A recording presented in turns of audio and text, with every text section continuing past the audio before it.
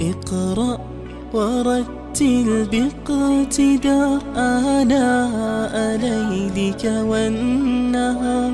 ازرع بقلبك آية لتفوز في جني الثمار. طب حياتك إنها بالذكر زاهية المنى. قوم لسانك مبحرا معنا على تاج الوقار.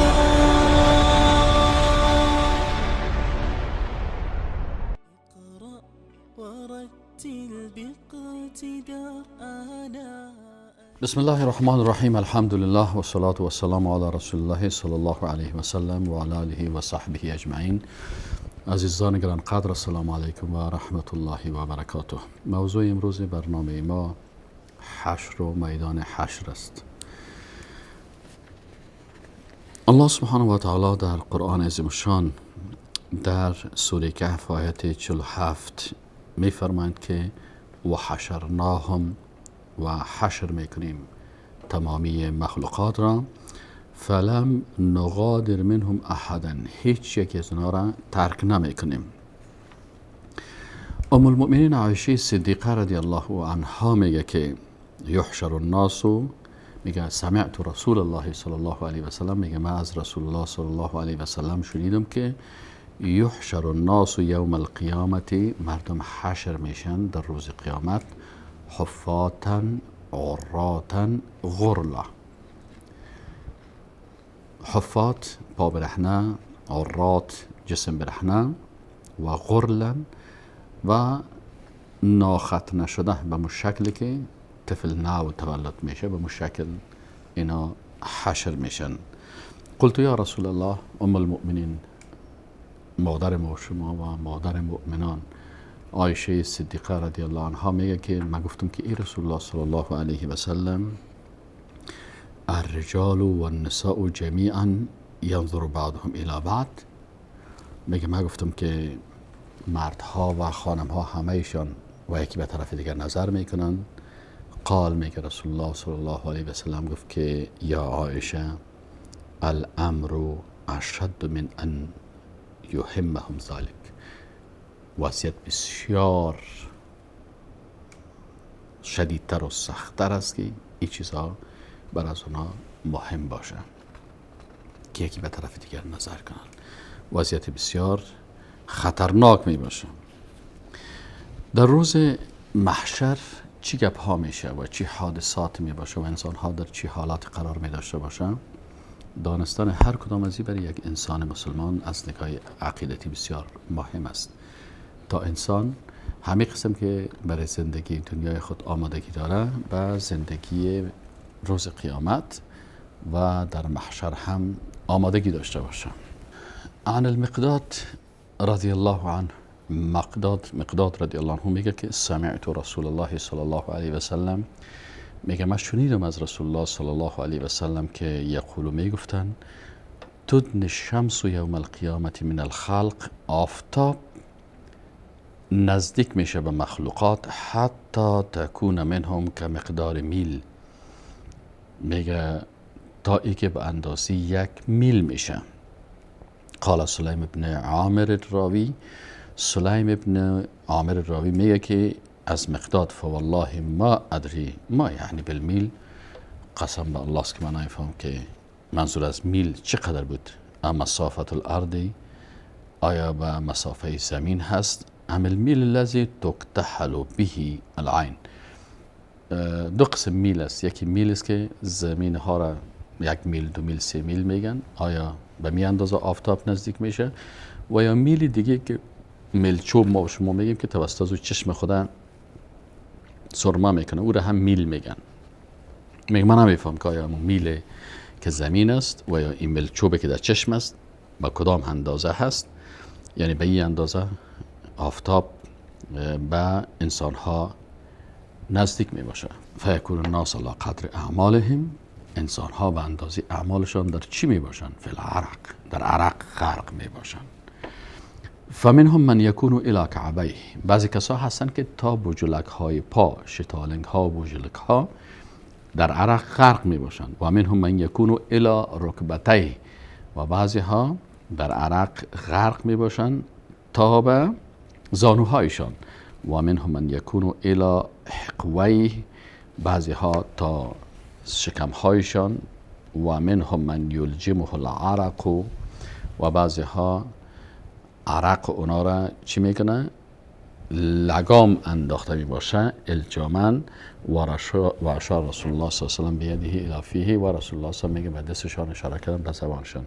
یعنی بعضی ها تا وجلک، بعضی ها تا زانو در عرق خود غرق می باشند، و بعضی ها تا صدر و سینه و شکم، و بعضی ها هم تا دانشان در عرق غرق می باشند. شما تصور کنین عرق های گندیده که از کافرها، بیدینا، اشخاص مختلف در اونجا می باشن، در یک گنداب غرق می باشن در روز قیامت.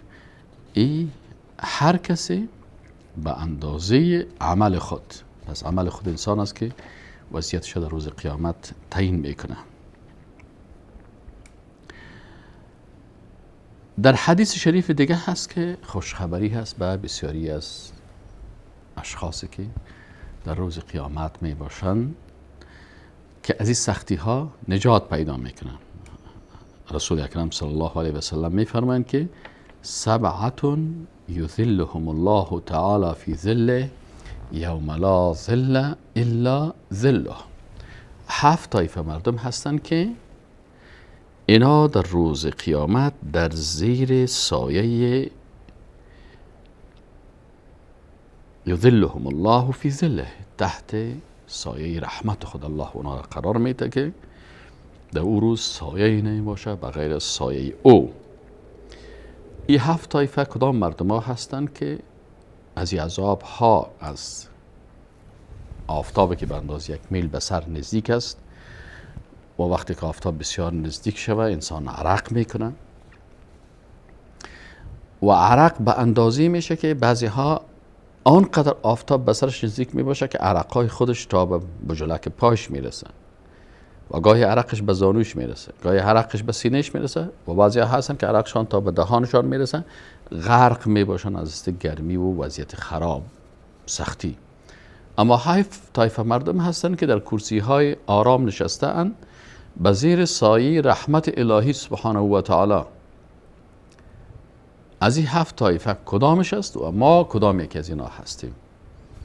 انسان هوشیار سر از این مسئله فکر میکنه و خود در جمله از اینا قرار میده. اول رسول الله صلی الله علیه و میگه که امام عادل، وقتی که رهبری باشه که او عادل باشه، عدالت در نظر میگیره در تمام احکامی که حکم میکنه، عادلانه حکم میکنه. دومش شاب نشأ فی عبادت الله، خوشا به حال جوانایی که در جوانی در عبادت الله اینا نشأت کردن. سوم طایفهشون و رجل قلبه معلق بالمساجد، کسی است که قلبش به مسجد معلق می باشه، همیشه تقسیم اوقات 5 وقتی مسجد پیشش است و به جماعت همیشه اشتراک میکنه.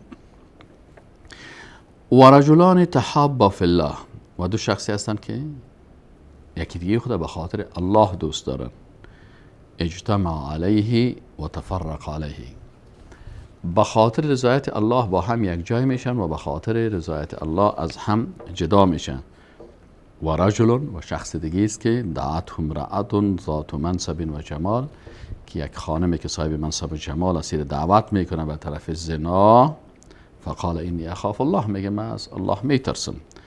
و رجل تصدق بصدقه، و شخصی که صدقه میکنه به یک صدقه، فاخفاها، پس اون مخفی میکنه، حتی لا تعلم شماله ما تنفق یمینه، که این نمیفهمه دست چپش شمالش که دست راستش چی صدقه داده، یعنی در صدقه خود ریاکاری نمیکنه، خاموش پشت خانه فقیر و مسکین میره و برش کمک میکنه.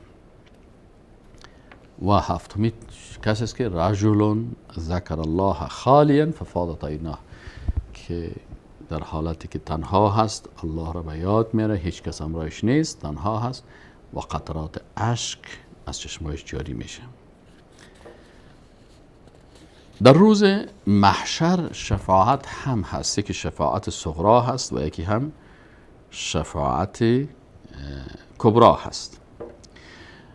شفاعت ها باید ما و شما بشناسیم که یکی شفاعت طلبی در دنیا می باشه که شفاعت جایز است، که مثلا یک کسی پیشی یک کسی که صاحب قدرت میره و برای یک کسی که توانایی نداره در یک کار، شما میرین پیش یک رئیسی که او میتونه برای یک کس کار بده، شما را میشناسه، برای یک غریب بیچاره که صاحب کار نیست برش کار پیدا میکنی. شفاعت جایز است. من یشفع شفاعتا حسنه یکن له نصیب منها، سوره نساء آیت 85 است. و قسم دوم شفاعت حرام و ناجایز است که در یک حد از حدود الله کسی شفاعت میکنه. مثلا کسی میخواه که پیش امو رهبریت به خاطر عدم تطبیق بالای از اون نفر حد تطبیق میشه و این میخواه که شفاعت بکنه. و قسم سوم شفاعت شرکی و کفرآمیز است که بسیاری از مشرکین و بیدین ها و یعبدون من دون الله ما لا ینفعهم ما لا یضرهم ولا ینفعهم و یقولون هؤلاء شفاعنا عند الله. این شفاعت دنیای شرکی هست که یک نفر میره به کدام صنم یا وثن، به کدام بت و یا به کدام قبر و در مقابل از او رکوع و سجده و نذر و قربانی و عبادت و ذبح حیوان میکنه، عبادت بر از اونها انجام میتن. وقتی از پیشان پرسون شدن یعنی اینا عبادت میکنن من دون الله را، عبادت را که باید به الله انجام بدن بر از اونها انجام میدن. و باز چی میگن؟ و میگن که هؤلاء شفاعنا، این شفاعت گرای ما هستن، اینا شفاعت ما را میکنن. نوع دوم شفاعت در آخرت است. شفاعتی که در آخرت است یکی شفاعت منفی چی است؟ شفاعت منفی ناجایز است که این شفاعت از غیر الله طلب میشه، یعنی در شفاعت روز قیامت از غیر الله این شفاعت طلب میشه. قل، الله میگه قل بگو برشان که لله الشفاعت جمیعا، تمامی شفاعت برای الله هست، له ملک السماوات والارض.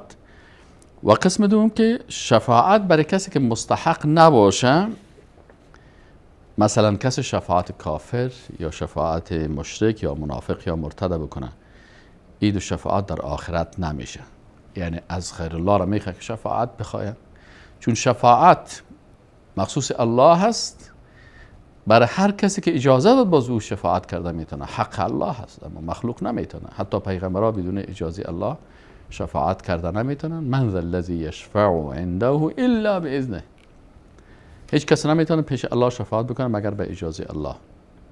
و یا ای که اگر کس بخواد در روز قیامت شفاعت برای کافر و مرتد، برای اونها شفاعت در روز قیامت نیست. برای یک مشرکی که غیر الله را عبادت کرده، برای او هیچ کس شفاعت کرده در روز قیامت نمیتونه.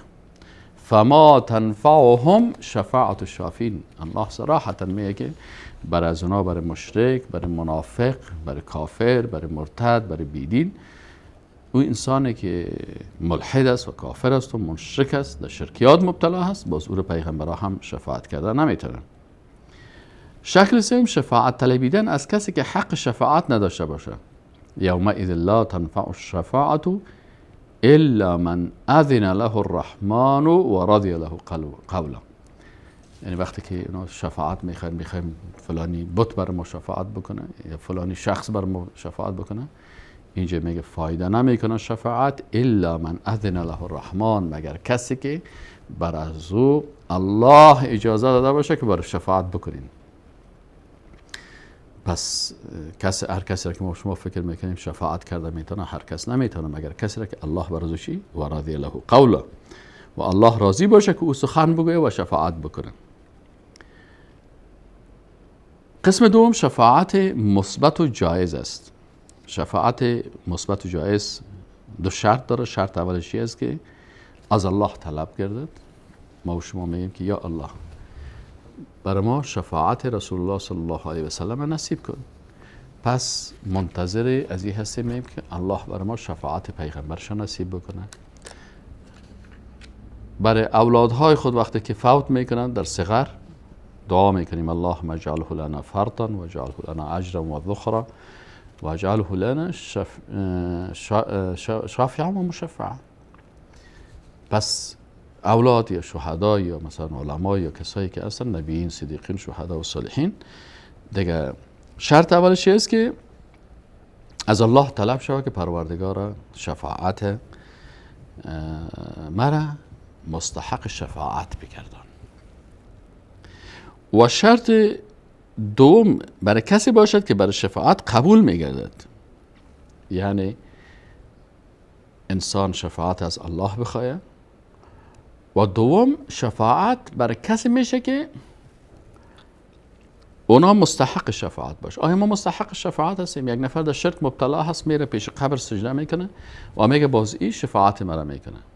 نه، ولا یشفعون الا لمن ارتضی، و شفاعت نمیکنن مگر برای کسانی که خالق متعال از او راضی باشه. وقتی که الله از یک کس راضی بود و او را برش مستحق شفاعت بود، الله برای پیغمبران، نبیین، صدیقین، شهدا و صالحین چی میده؟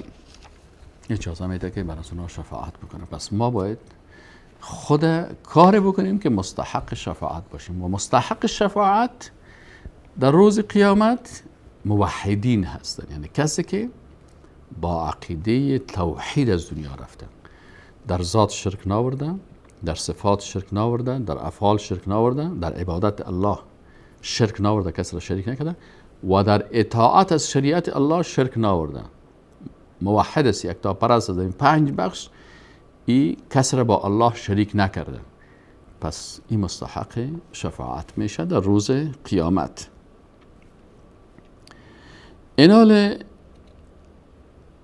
این شفاعت ها که شفاعت های مثبت که است، تقریبا شفاعت مثبتی که در روز آخرت است، این تقریبا 6 قسم داره. قسم اولش شفاعت عظما هست.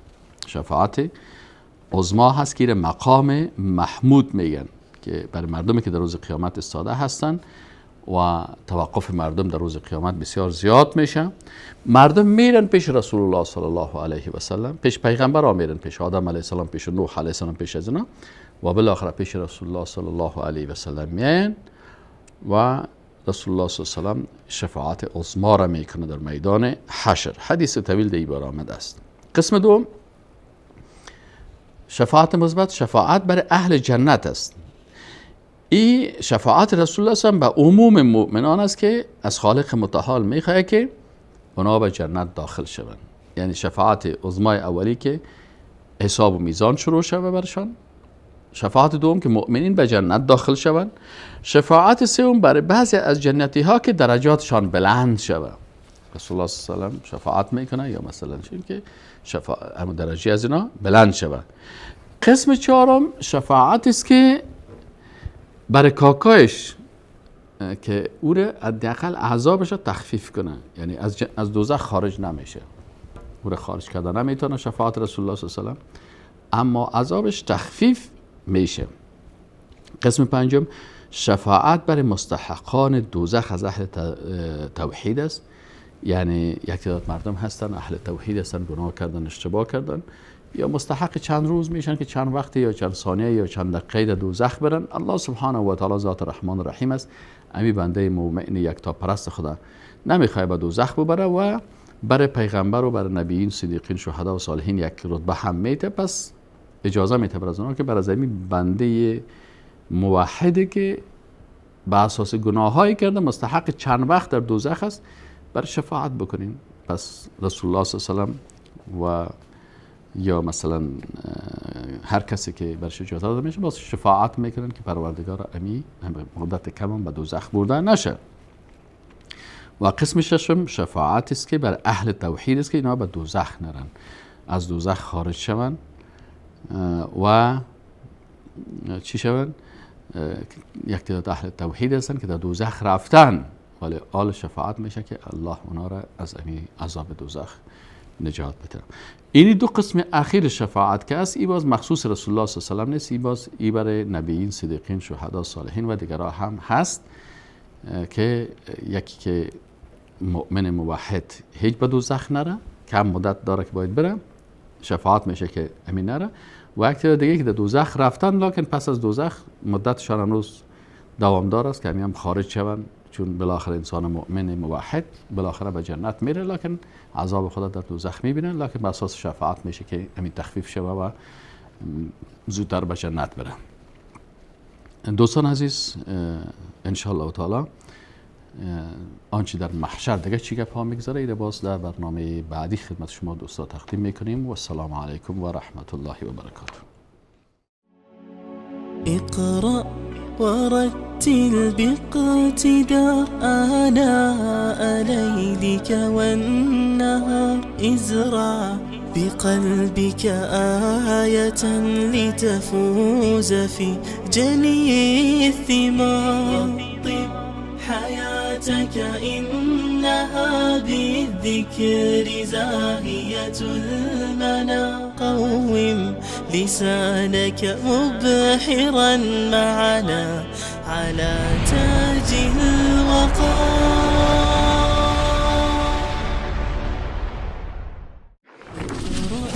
ورتل باقتدار آناء ليلك والنهار ازرع بقلبك آية لتفوز في جني الثمار. طب حياتك